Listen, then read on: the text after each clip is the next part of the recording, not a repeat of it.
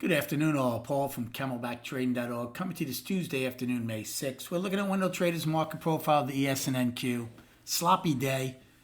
The daily is now down now for all three of us. So NQ put the monthly back to balance, the weekly up, but their daily is now down. Remember, ES never put the monthly back to balance. They're still down. It's an inside month right now. The weekly is still balanced, and their daily is down. Light volume again, only in the low 40s, mid 40s, so horrible volume. Range was decent. A lot of mixed MGI. You know, on our checklist sheet yesterday, the Bulls and Bears end up tied 4-4. Well, today they end up tied 3-3, even though the Bears started off with gap value and indices.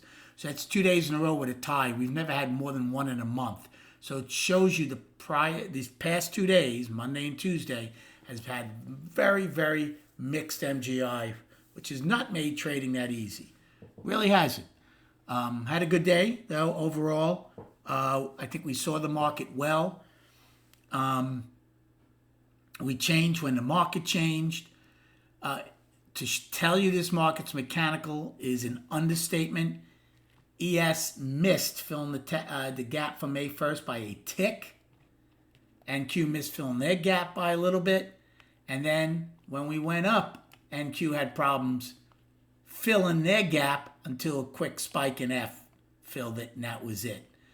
Righty ends just with an afternoon pullback in I. NQ and ES both end with 11 wide pointed controls and pullbacks in I. Now, we did have some decent excess on that pop in F period, which, by the way, just missed the overnight highs. So that excess ended one auction and began another one when I went down. We'll see if that excess holds now through tomorrow. Remember, tomorrow is Fed day. I will trade tomorrow as a normal trading day up until 2 o'clock, and then most times I don't trade after that. As far as my first trade today was actually in ES. I took a short to go fill the gap. Now, I made 2 points on it, or 3 points. I think it was 3 points. 2 or 3 points I made. Thank goodness I took it off not waiting to fill the gap, because we never did. I did nothing in NQ in A period. It really wasn't anything. I did get, on the turnover though, a short to take out A's low in NQ. So that worked out. And then, because we were one time framing down and we had the gap, we had value, we had indices, I did make some money on ebb and flow shorts, but things definitely changed when it started pushing up. And my last short was at 24, I think it was. Yep, 24.50 against the 144. I made 5 points on it. I'm like, that's it. Something has changed. What else did I short it? I did take the short. I missed getting A's high when they reversed, but I did take a short against the overnight halfback, which paid also. So I had a good B period. C period, I got a long. I did not get the IB high. So I missed 2 out of my 3 staple trades. I missed the overnight low. I did get the one-time framing in B against A, and I missed, though, the IB high. But because things had changed, I switched to longing. So I was long in C period against the single prints and ebb and flow. Same in D period. Same in E period. So I did well on longs there. Now, it's another day we attempted to trend up and fail. Remember yesterday 3 times? Today twice. No, once. Today once. F period, I took a long versus the gap fill. I got the gap fill. That was nice. Should have shorted the overnight high, but I did get the gap fill on a long.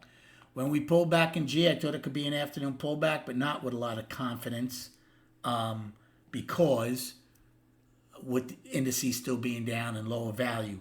But I did well on it in both. First I took the long in G against a single print fill, which I got paid on. And then again, thinking might be the afternoon pullback. And again in H, I took a long. I did not take a long in I. I said, I'm not, even though that turned out to be our pullback, I'm like, we're getting away.